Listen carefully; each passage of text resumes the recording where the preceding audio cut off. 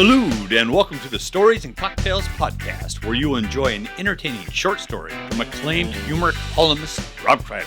Story time is the family portion of the show. Then we move on from the stories to the cocktails. This is where the alcohol and the not safe for work portion of the show takes over, as Rob and his wife /editor /muse Sara Kreider partake in some adult beverages and provide you with a behind the scenes recap of what really inspired the original story.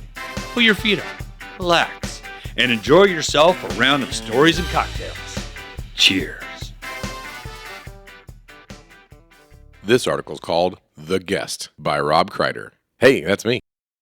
The day our son left for college, we felt very proud that he had moved on to the next stage in his existence. His whole life was ahead of him. He could accomplish anything.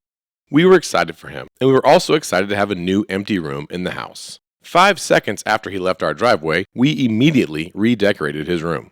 We did this for 2 reasons. One was to decontaminate all of the teenage boy germs and smells out of the space. The second reason was to ensure he didn't have a place to come home to. We love our son, but it was time for him to go. He knows everything there is to know in the world, therefore he didn't need to spend any more time in our house telling us over and over again how stupid we are. To ensure our son didn't want to come back and live at our house again, we took his old room, painted the walls yellow, and placed our Pez candy dispenser collection, more than 1,000 Pez, all around every wall in the room. We created a brand new guest room. To sit in the middle of a guest room is to have 1,000 different Pez characters stare at you with their 2,000 judging eyes. We loved the way the room came out, and we assumed a college student would hate it, a win-win situation. Also, after our son left for college, we immediately replaced him with a rescue dog named Betty. Betty is great. She doesn't act as if she's the smartest person in the house like our son used to. In fact, we know for certain that Betty isn't very smart because she barks and runs to the front door every time someone rings a doorbell on a television show. Betty spends her days lounging around in the guest bed in the Pez room, happily staring at all of the characters. Life is good. Eventually, a holiday came up, and our son decided he wanted to leave the college beach town he lived in to come back to our house. I can only assume he came home so his mom could do some laundry. The joke was on him. Mom stopped doing laundry years ago. When he came home, we introduced him to the Pez room / Betty's room / the guest room. The emphasis was on the word guest, as in you are a guest in this house now. You don't live here. He didn't understand the concept. Instead of entering the house as a cordial and thankful guest, he entered the house like a know-it-all Tasmanian devil. He left his bags in the hallway. He parked his car in our driveway. He said that I don't understand anything about geopolitics. And then he was mean to the dog. "Why is she in my bed?" he said. He wasn't really fitting in at our newly settled home. I don't want you to get the wrong idea. My wife and I, we love our son very much. But he's 19, and it's easier for us to love him from afar when he's away at college. Our son didn't seem to mind that his old bedroom was redecorated with 1,000 Pez candy dispensers. He just kicked off his smelly shoes and jumped into the bed, displacing the dog. He slept through most of the day like a vampire. When the rest of the family went to bed at a normal hour, our son decided to get up, open and close every cupboard in the house, and then open and close the refrigerator 7 times as loud as possible. I don't know what he's learning in that 4-year college of his, but to this day we have not invented the magic refrigerator that when you open and close the fridge door multiple times, you will find different snacks inside. It's going to be just the same stuff that was in the fridge the first time he opened the door. In the morning, my wife and I found that our son left towels on the floor and cups everywhere in the house. Cups in the bathroom, cups in the Pez room, cups in the living room. Apparently, college has taught him to stay very hydrated. Unfortunately, college has not taught him how to use the same water cup. At least we know now why he was opening and closing cabinets all night and keeping us awake. He was looking for fresh cups. When I asked him about all the cups, his know-it-all response was, "I don't use single-use water bottles because they ruin the environment." I told him, "Neither does the dog, your replacement, but she does drink water out of the same bowl every day. Do you think you can limit your water intake to just 1 cup a day?" "Okay," he said. "Is there anything to eat here?" "Yes," I told him. "The same thing as you eat at college. Get in your car and drive to In-N-Out." After 2 days, I thought my wife, whom I love, was going to kill our son, whom I thought we both loved. He was living in the guest room, but he wasn't grasping the concept of being the guest. He thought that his mom and dad were still his personal servant and butler. Finally, his mom broke it down for him. "I wiped your ass when you were a baby, but I'm not going to do it now that you're a grown man. Clean up after yourself or go back to college. The dog wants her bed back." Our son didn't take offense to the lack of a homecoming. He realized that his parents were old, dumb people, so he jumped in his car and drove back to school. Before he left, we gave him a hug goodbye and told him we would send money. After he was gone, we saw that he left 2 cups in the guest room and a wet towel on the floor. My wife said we're not sending the money. By the way, my son is doing just fine in college. He met a girl who happily picks up his towels and his cups. Okay, folks, it's time to pop that top and let's get to those cocktails. Hey, welcome to Stories and Cocktails podcast. Drunken portion of the show. We're in Chicago, and we are pretty faded. We went to the Chicago White Sox game. Okay, wait here. South Side. Oh, that sounds like the tune of a very warm Michelob Ultra you stole from a bar. No, I didn't steal it. You paid for it. No, you're not supposed to take drinks from bars. Well, they're supposed to open it before they give it to you. They made their mistake. And in the South Side, they just give you the beer all closed up. They're like, do you want this to go? And I was like, yes, I do. Well, that beer was an accident. He's like, what do you want? I'm like, I'll take a Bud Light or a Michelob Ultra for my wife, and I'll have a vodka club soda. Tito's, please, because Tito loves dogs. And then he's like, what again? I'm like, Bud Light or Mick Ultra. He's like, okay, here's a Bud Light, here's a Mick Ultra, here's a Tito's, because everyone loves dogs. I was like, I'll just pay for that. That's fine. So you're confused that when you order the way that you did in a super crowded bar, when there's all of these White Sox fans who we're so disappointed. Oddly disappointed that the White Sox won. They're filling this whole entire bar. So many angry people at the end of a home game when their home team won. And it's so crowded, and you're confused that when you take 10 minutes to order, that he gets your order wrong. Like, what the fuck? That's why I didn't argue with the man. I just fucking bought all 3 drinks. And the fact of the matter was, because he didn't open the Bud Light or the Mick Ultra, I could have said, like, I don't want this. Yeah. But I was like, look, sir, you're doing the best you can. You got a bunch of angry fans here after we won. I'm wearing a White Sox jersey. You're wearing a White Sox t-shirt. He's like, why is everyone so fucking pissed off? The White Sox won. I'm like, we're all very angry, sir. It was the weirdest thing ever, though, to get 2 beers that were closed handed over the bar to you. I didn't even think they were allowed to do that. I thought they had to open them to serve them to you. Well, you showed him because you just fucking took it right out of there, right back to the Uber, right to the hotel, and here we are. Anywho's, that was a good story, bro. Yeah. Hunter Strickland. Oh my God. Motherfucker. Yeah. Why are we even talking about this fucking guy? Asshole. So we went over to the South Side. There we were. If you're like us, like we were 5 days ago, you don't know what the fuck South Side means in Chicago. Yeah, South Side of what? But we've been in Chicago for 5 fucking days, so that makes us the experts. We're the instant locals of every city. 5 days, we basically own the place. I'm running for mayor.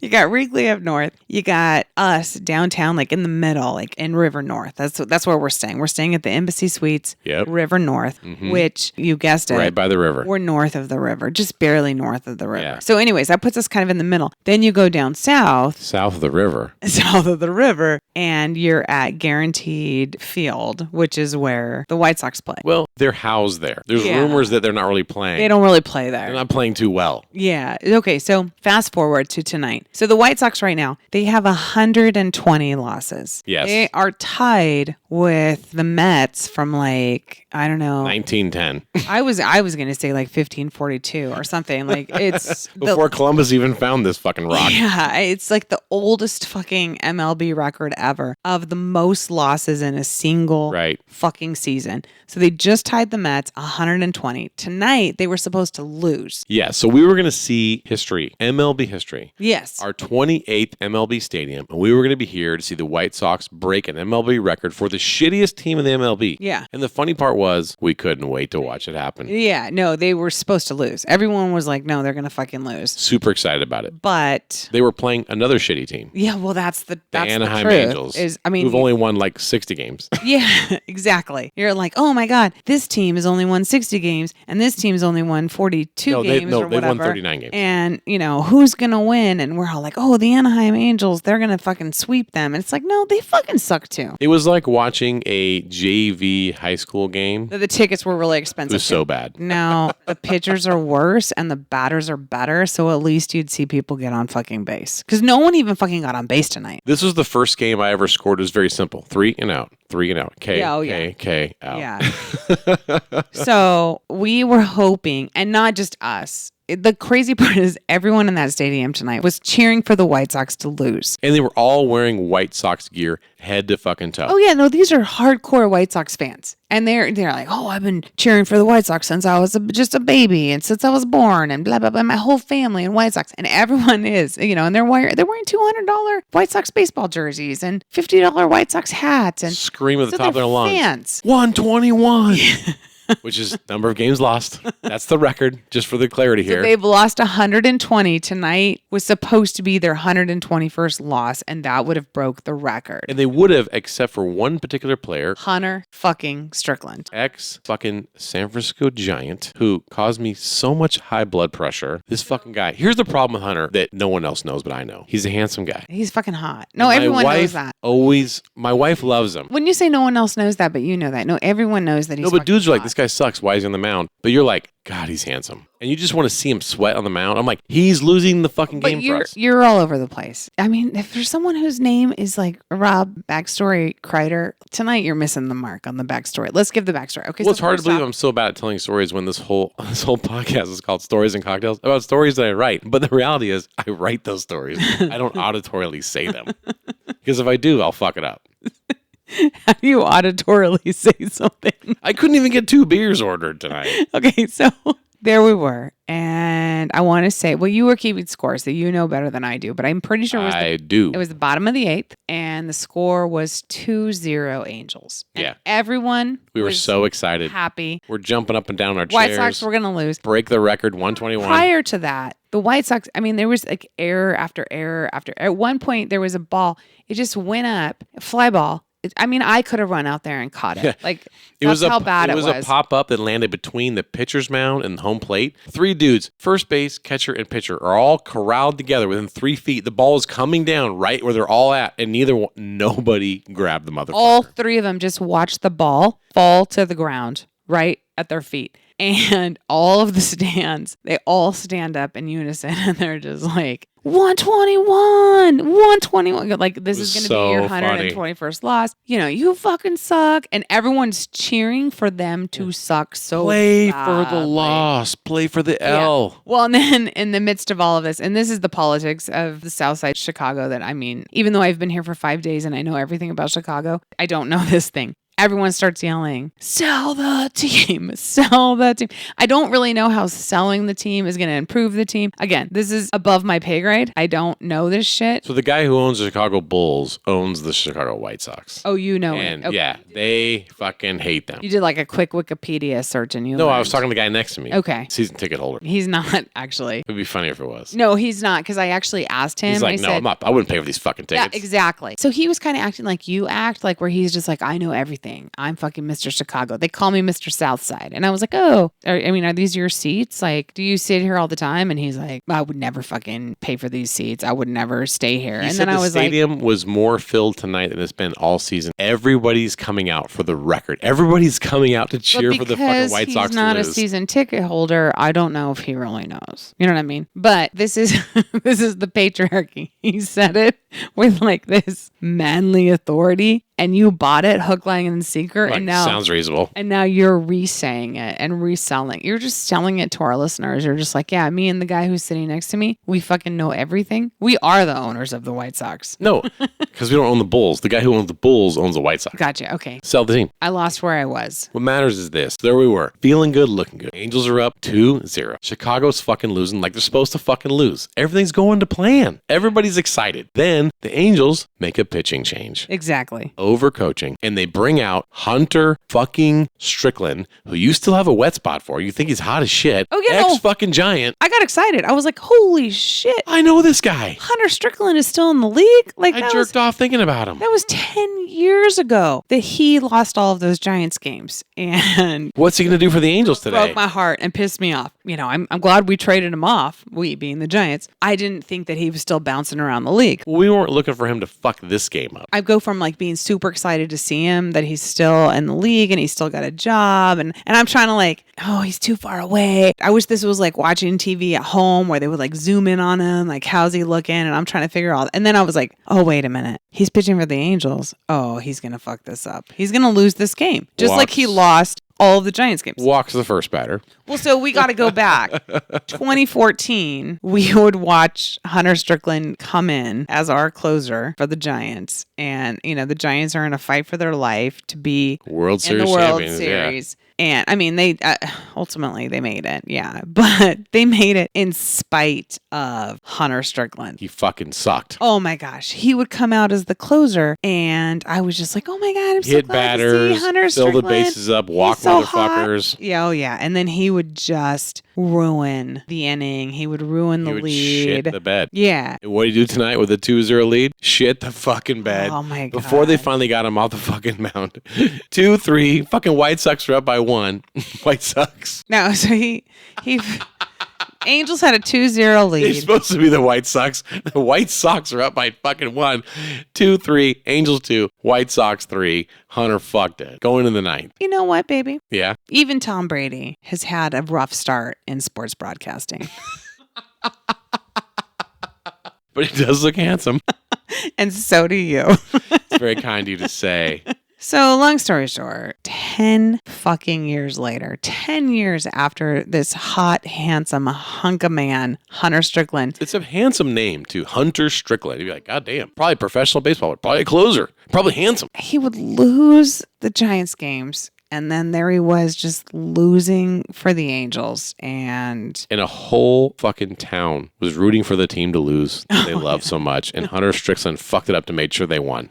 You fucked up a whole city's dreams. Now it's the top of the ninth. The Angels have to score. If they don't score, then the game is over. We don't even get to go into the White Sox won't even play bottom of the ninth. I'm getting a shortened game here. The White Sox, they are fucking up. It's just there's errors happening. They can't catch balls. And then the guy standing next to me, he stands up and he's just like, you can't even fucking lose good. He's like, you can't lose right. But the Angels sucked so fucking badly. It was seeing the two worst teams in MLB. They're both in last place in their divisions. And oh, yeah. So it was just a comedy of errors. And it really was. I had to, as a scorekeeper, I was like, oh, that's an error. And that's an error. I wanted to see the fucking White Sox lose. I wanted to see the MLB record. Hunter Strickland's costing me money because now I got to stay in Chicago another fucking night to see them lose tomorrow night.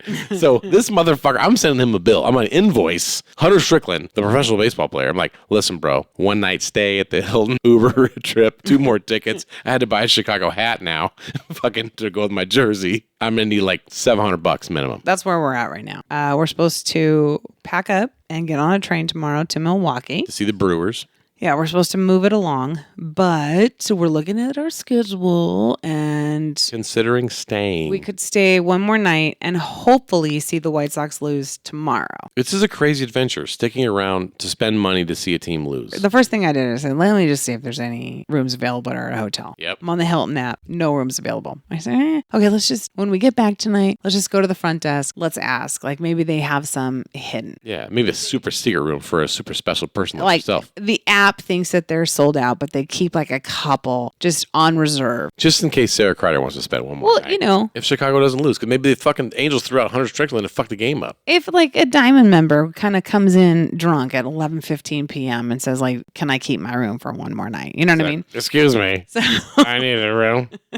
I gotta wait another day to see this fucking White Sox lose.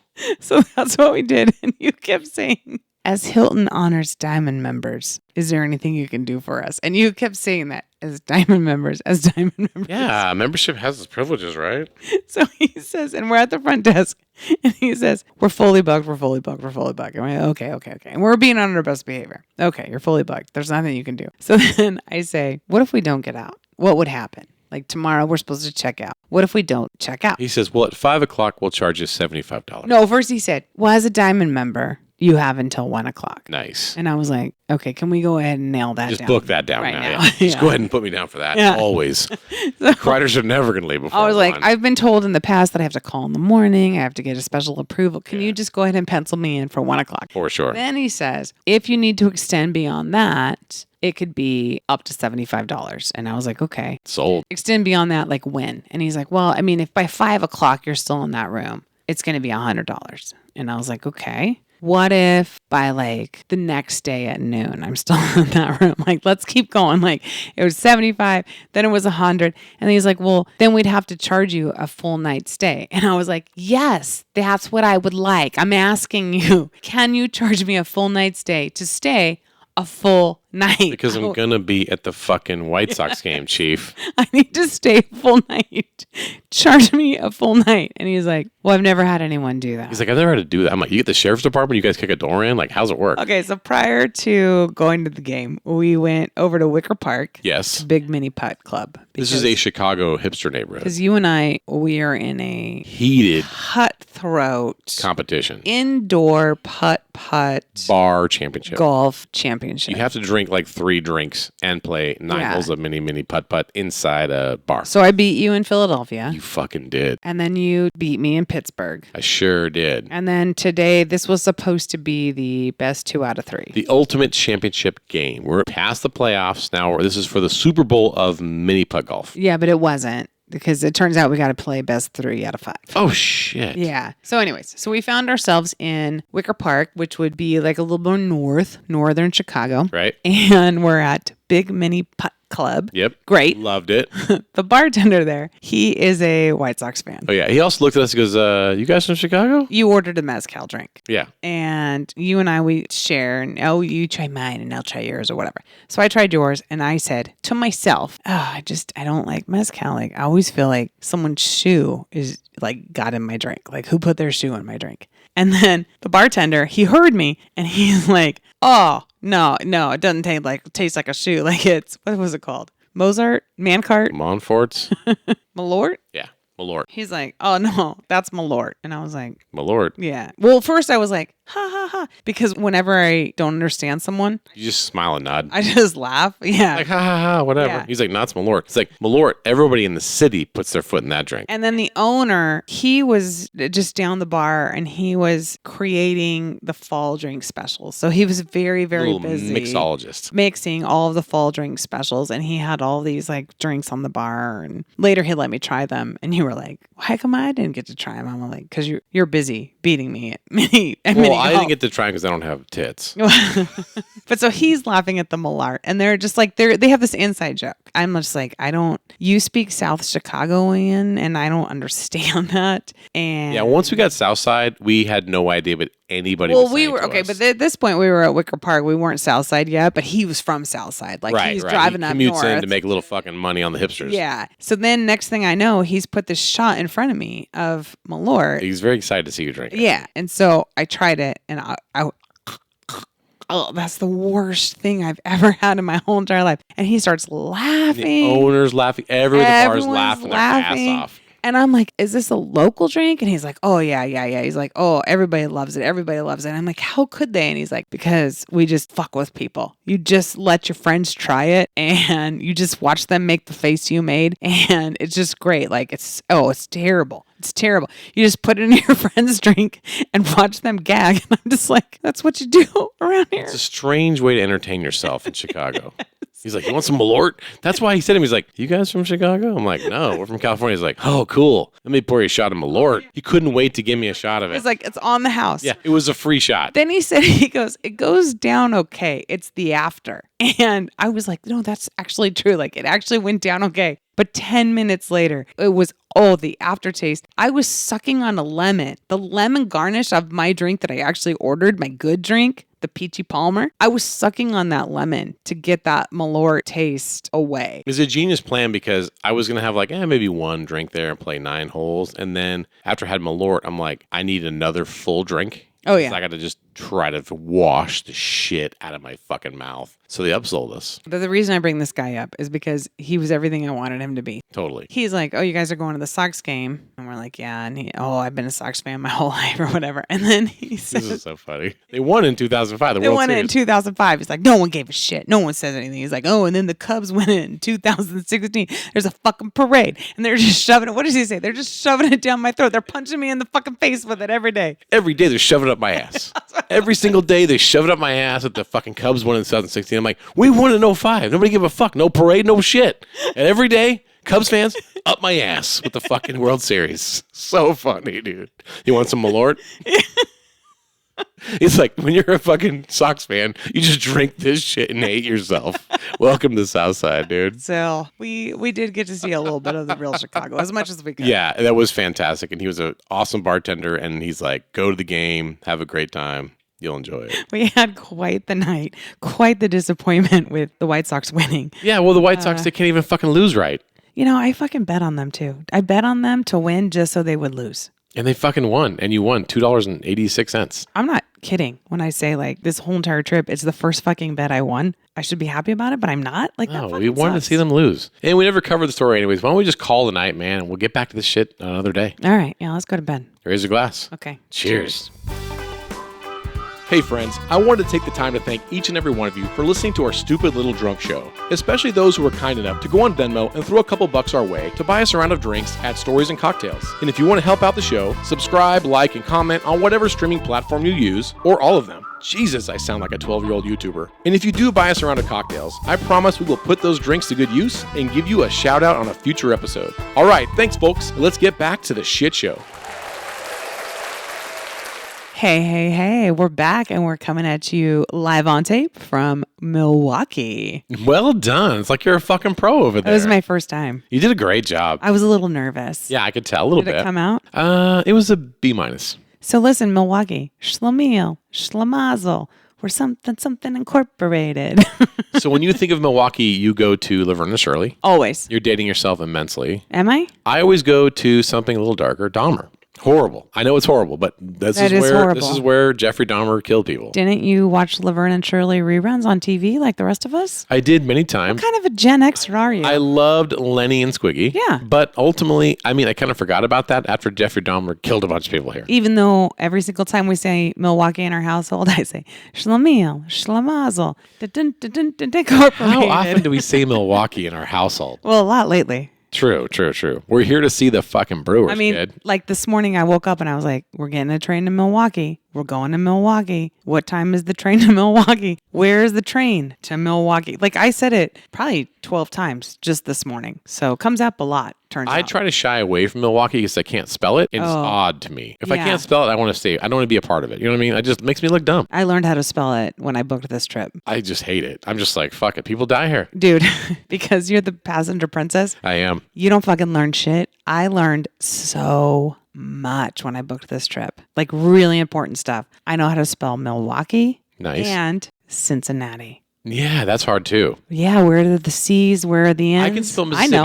Mississippi. Because remember that song we were like grade schoolers? Yeah, no, we all I never learned how to know how to spell Cincinnati or Milwaukee. They didn't really make a song for that. Yeah, well, guess who knows how to spell Cincinnati? This girl.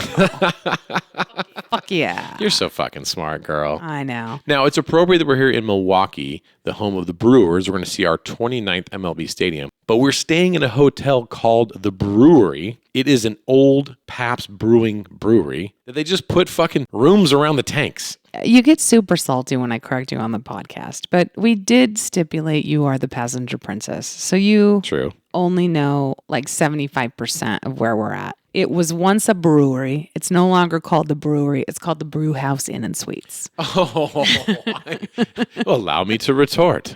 Not only in Milwaukee, the home of the Brewers, we're staying at the Brew House Inn and Suites. How fancy is that shit? Well, yeah, it's an inn and suites, and it's a brew house. It's not a brewery anymore. Like, they're not actually making beer here. Not only do they not make beer here, you can't buy beer here, which is fucking crazy. That was bizarre. Yeah, you went to the sweet shop. You're like, hey, can I get some fucking Pabst Blue Ribbon for the room? They're like, no. This is the moment of the podcast where we go into like a Yelp review. So this place really is an old brewery, and it still has tanks like right massive in the middle of it. The brew pots. We checked in and we have no less than 6 large suitcases. Which we drug off a fucking train. Yeah, I mean, we're checking in for 2 nights. They're like... Pushed a half mile down the street in Chicago. Who the fuck brings 6 suitcases to check in for 2 nights? I'm like, look... Sarah does. This is our 38th night in a hotel. We're only staying in your hotel or your inn and suites for 2 nights, but we've been on the road for 38 nights. We have 6 fucking bags. And when people try to judge me for my 6th bag, I'm like, listen, motherfucker, you don't know what's in here. I have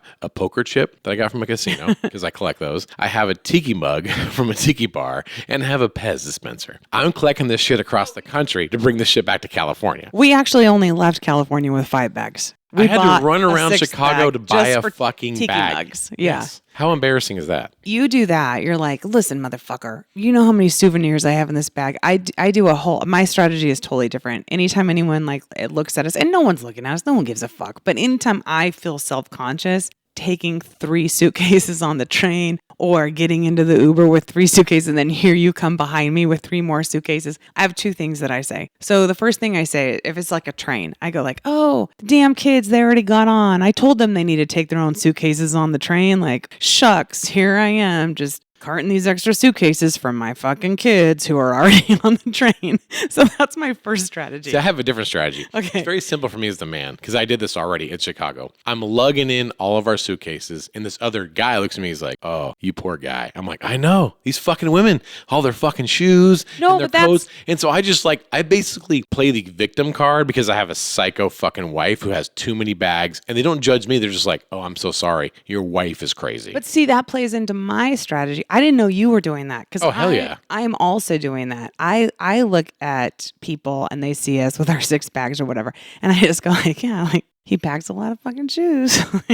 But no one's buying that. No one's looking at me. They're like, this guy wears a pair of shorts and Skechers. Like, he doesn't have any more shoes. Well, yeah, no, I mean, they're not buying it, but at least they're laughing. Like, at least I'm the first one to get to the punchline. You know what I mean? They're looking at me and they're like, well, you pack a lot of shit, but at least you're funny. And I'm like, at least they're I'm laughing funny. at you like, bitch, we know it's your shoes. Yeah, but I made the joke. You're trying to deflect. Like, we know it's your shoes. We know you bought too many shoes. Okay, well, that's why I go with plan A, where I just have these imaginary fucking kids that are just always running off, leaving me with their suitcases. But that looks bad on you, too. You're like, look, I'm a shitty parent. I didn't even teach my kids to carry their own luggage. You know what I mean? Like, people are judging you no matter what. Between the 2 of us, we are carrying 6 ginormous suitcases down the street, onto the train, into the Uber, into the hotel. People are judging us. Well, I want to give you praise right now because most women in the world that I know, if they went to Chicago, Michigan Avenue, and they would have walked down that street, a lot of high-end shit, right? Oh, yeah. Tiffany, Saks Fifth Avenue, fucking Hermes, like all this crazy shit. I don't even know what the fucking they sell. Neiman Marcus. Yeah, all that stuff. Yeah. And you could have bought a bag. It was like $1,000, and it's about the size of a lunch pail, right? Well, here's me. Neiman Marcus, is that a bar? Is that an Irish bar I never heard of? And then I walk in, I'm like, oh, fuck. This is just fancy scarves and shit. Prada bags. Where's the bar? And then we just keep going. And it's just like, oh, now it's like Hermes. Oh, Cartier. Like, it's a fucking watch. No, I know what fucking time it is. It's drink o'clock. Where's the bar? The ultimate irony is I went to Nordstrom Rack, the cheapest of the fucking places on Michigan Avenue, and I bought a $100 bag to load up a $1 chip, a $3 Pez, and a $50 tiki mug. You didn't tell me it was $100. It was $100. $100 to bring a tiki mug, a Pez, and a fucking chip back to California.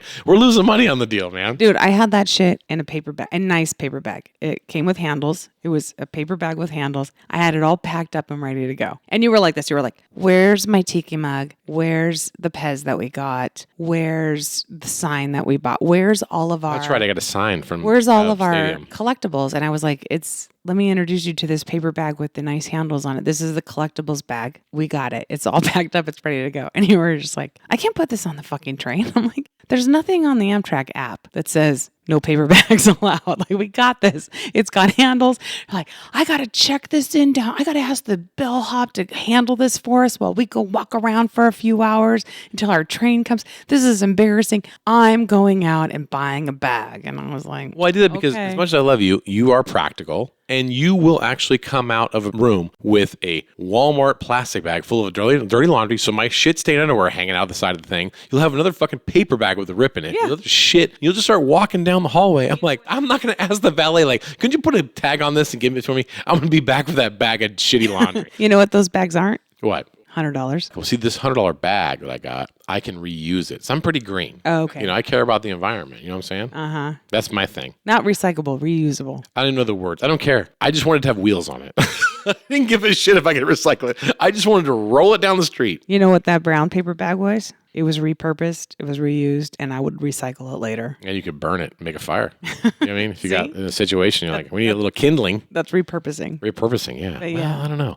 Well, listen, I just want to say thank you because you didn't march me down Michigan Avenue in Chicago to buy a bunch of expensive shit. You're actually very, very inexpensive wife. You wanted like the plastic cups from the White Sox game. Okay, so the White Sox. The White Sox. Okay, last time we were here. The dirty socks. Here being not Milwaukee, because this is the first time we've ever been to Milwaukee. But the last time we were here in front of these microphones podcasting, yep, we had just come from what was supposed to be the White Sox 121st loss, making them the losingest team in all MLB history. Of baseball history. Yeah. And those fuckers, they won. They fucking won. They can't even lose We came back to the hotel. We podcasted. We were bitter. We were upset. We kept drinking. And then the thing is that it doesn't matter how much I drink, my phone still works. So my phone was like, do you want to stay in Chicago? Book another room. And I was like, I don't know. I have a room in Milwaukee. Like, we're supposed to take the train tomorrow. And then my phone was like, the train, you say? You can just get on the train the next day. That train runs every fucking day. So there I was. I don't know. It was like 1 a.m., 2 a.m. Chicago time. And I am completely rerouting us, rebooking our whole trip. Like, these are things I can't even do sober. And yet drunk Sarah knows how to do all of this shit. You did a great job. In 2 days' time, we had 2 hotel rooms. You can only sleep in one. We had train tickets for 2 days. You can only use one of them.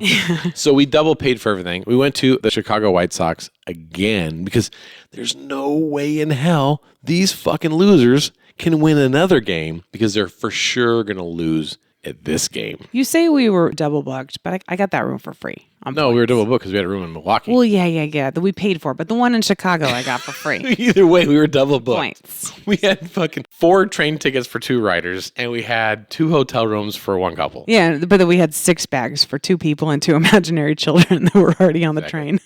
Full of plastic trinkets from bars.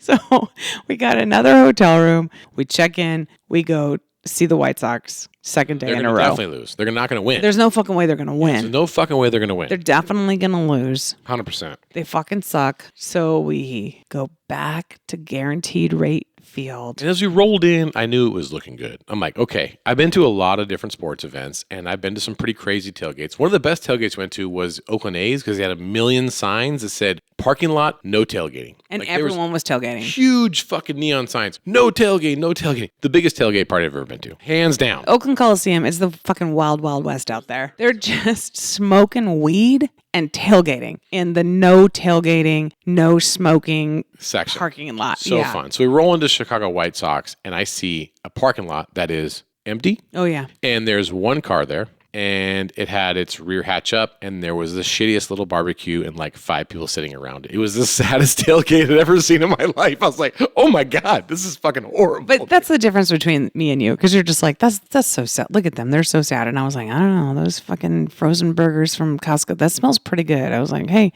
give me one of those burgers. But all signs were leading to this team sucks and this tailgate sucks and they're going to lose this fucking game and break the record and we're here to see it happen. Yeah. And then what happened? They fucking won again. How they won the game, I'll never know. So the night before, and y'all know because we already downloaded all this and we already talked about this, but like the night before, every single time the White Sox fucked up, the entire crowd went wild and they're just like, you fucking suck, 121.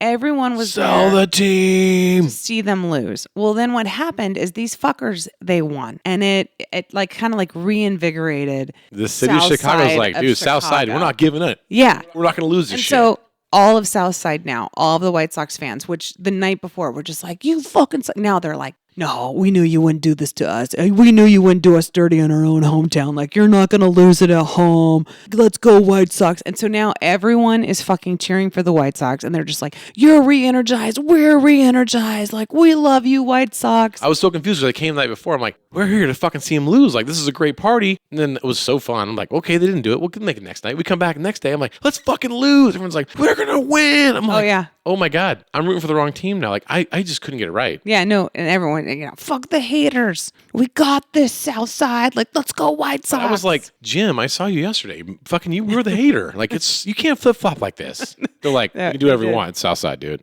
Let's drink some Malort. They Let's fucking go. flip-flopped. Then at one point, the Angels had this amazing bunt, and they got the tie run comes in, right? Everyone stands up and starts cheering now that there's a tie. So now we're back. Now we're back to fucking, it's going to happen. We're cheering for the loss Suddenly again. the fucking stadium's awake. And I'm feeling very like, okay, now I know what we're doing. We're cheering for the loss. And then next thing I know, the White Sox are back up and they fucking score. Home run into left field. And then everyone's cheering for the White Sox again. And I'm just like, dude, I cannot keep up with this side of this town of Chicago. Like, they're fucking bipolar over here. What? They are off their meds. What are we doing? Do we want them to lose? Do we want them to win? I'm so fucking confused. The motherfuckers won. Yeah. We left town. Okay, it's not going to happen. We've been watching the game today. We almost didn't leave We town. thought, like, should we go to the third game? Well, so we had this train to catch. But then this morning, I wake up and I tell you, okay, we got to catch this train to Milwaukee. But Milwaukee's only 80 miles from here. We don't have to catch the train. Fuck this train. We'll rent a car. It was a day game today. We'll stay. We'll watch those fuckers lose today. We're gonna do it. We'll drive the hour and a half to Milwaukee. Fuck the train. We got this. We're going to watch them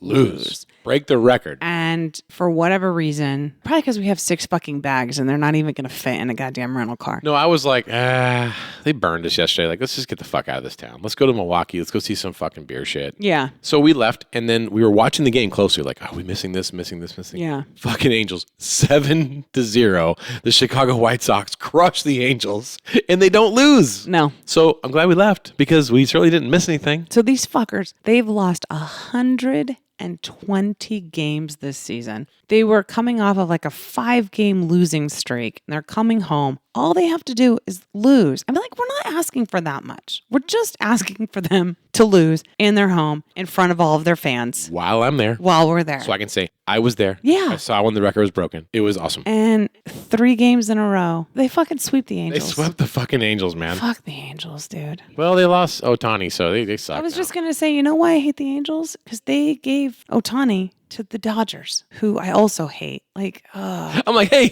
take some of that Ohtani money and maybe get a better team. What the fuck, dude? right? And then Ohtani's over there with the Dodgers and his dog, 50 fucking runs, 50 stolen bases. bobblehead dogs, breaking his own records in blue. Fuck that. Fucking assholes. All right, let's stop talking about this goddamn White Sox. And fucking baseball altogether. Smells like socks in here. Even though we're going to go see the Brewers tomorrow. Hell yeah. So we got to get to the story here, but let's do what we're drinking here. So you just knocked back a big sip there. Big gulp. This is Calypso Peach Tea with Smirnoff Vanilla Vodka. What are you calling this? I'm calling it, I'm staying at the Brew House Inn and Suites. It's literally a converted brewery. Can't get a beer. Can't get a beer. That's a good name for a drink. Isn't it? Is it a Yeah. little long? Yeah. A lot of words, but ultimately not a beer. I went downstairs to the little, I don't know, what do you call it? Like the hotel gift shop, The snack sweet shop. the sweet shop. And I said, hey, I'm going to get a couple of beers in the brew house. Blue Yeah. ribbon, please. Exactly. We're in the There's home 16 of Pabst. fucking neon signs around this hotel that say Pabst, Pabst. This place used to be Pabst. I have to climb over a beer tank. There's not even an elevator that comes up to our. We checked in here with 6 ginormous bags, and they're just like, 1.5 flight of stairs. oh yeah, they just go, okay, you're gonna take the elevator up to the 6th floor, and then when you see the big beer tanks, you see that metal staircase right up there. You're just gonna go right up there. You have the best view of the beer tanks in the whole house. You just look right down that metal flight of stairs at the brew tanks. Oh, you got 6 heavy bags. Yeah, you're gonna have to carry those up the stairs. So it's all about beer and stairs here. Not about ADA compliance.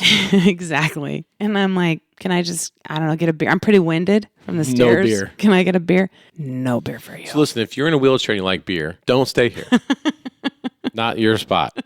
For sure. When they say to you, you have the best view in the house, that means you have the 6 rooms in the entire building that require you to climb upstairs to get to. Not just stairs, like industrial shitty metal stairs or Oh, used yeah. at a brewery in 1910. Oh, yeah. For sure. They're old-timey stairs. So this place didn't even have electricity when it was built. It's so crazy. Oh, yeah. It's pretty wild. We're getting some of the amenities. We're not even on like a real floor. We're on the mezzanine level. We're it's called a platform. It's, yeah. Our room was a platform where they used to pour the hops into a massive fucking tank. We're such assholes though, because except for the stairs, we don't care about stairs, except for the 6 fucking bags that we had to carry up the stairs. The room is so cute and so charming and spacious, and I don't know why we're such haters. It's real simple. We'd be all about this. All we needed to have was a fucking cooler of Pabst Blue Ribbon to, fulfill the experience, and then, an elevator to my fucking room. Oh, that's the funniest part is, so the ice bucket here isn't actually an ice bucket. It's not like the traditional hotel ice bucket, like brown, whatever. It's a Pabst Blue Ribbon. What would you call it? Like bucket, like a metal bucket. It says Pabst Blue Ribbon on it. So I say, hey, I'm going to go downstairs. I'm going to get us a couple of beers. I'm going to get some ice in case we want to make a cocktail. I got this Pabst Blue Ribbon bucket. I'm taking it down the stairs. I'm getting the ice. There's always like looky-loos down there because this is a pretty cool place.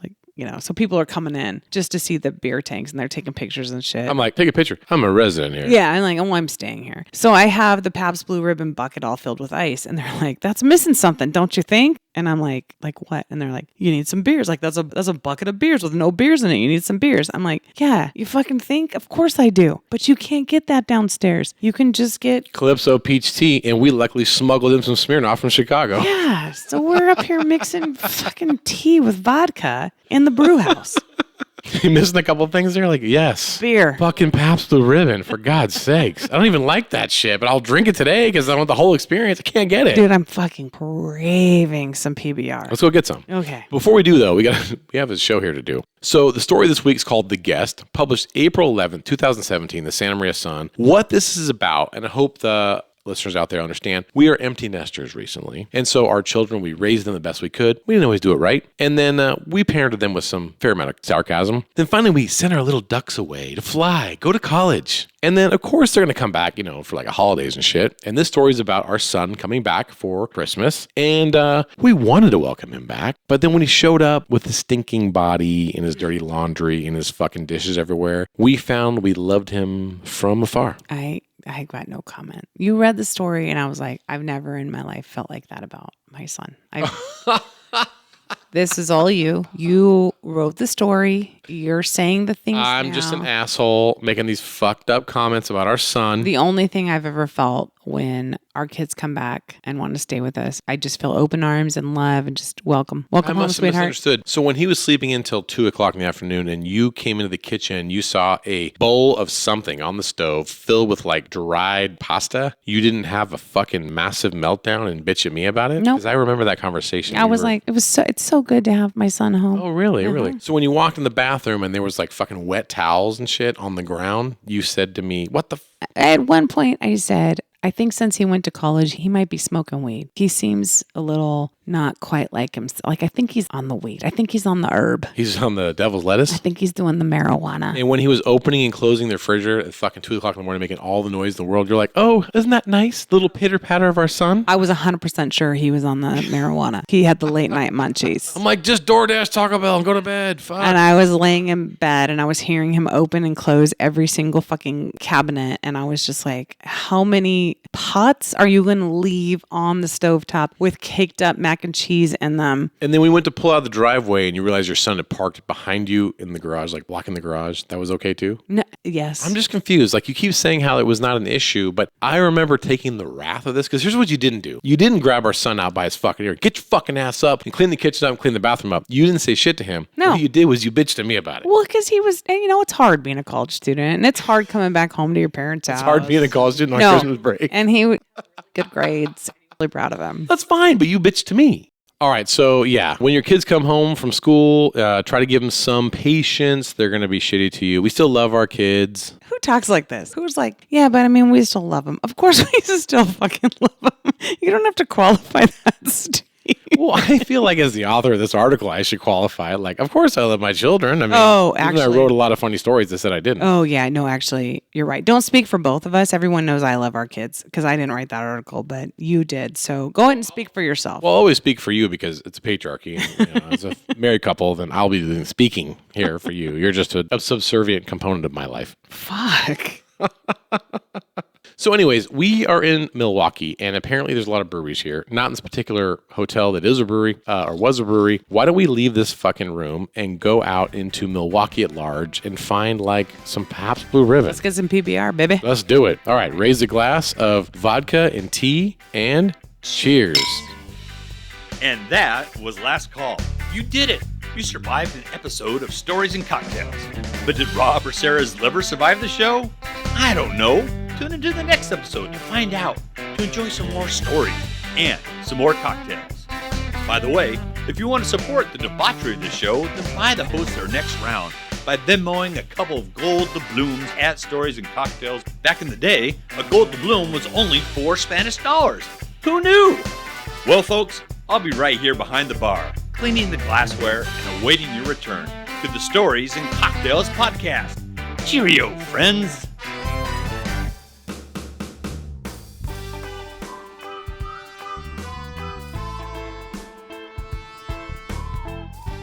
If you enjoy hearing Rob Kreider's different humor columns here on the Stories and Cocktails podcast, then I promise you will love his novel, Cadet Blues. Cadet Blues is Rob's hilarious tell-all about desperately trying to survive the shock and awe boot camp-style training at the California Highway Patrol Academy. People from all different walks of life have come to love this book because Cadet Blues is simply a crazy good read. Heartfelt, inspiring, and damn funny. It's available in paperback through Amazon, eBay, or cadetblues.com, where you can get free shipping and a personalized autographed book. Or you can download a digital copy of Cadet Blues from Amazon Kindle, Barnes & Noble Nook, or Apple iBooks. Do yourself a favor and check out the novel, Cadet Blues.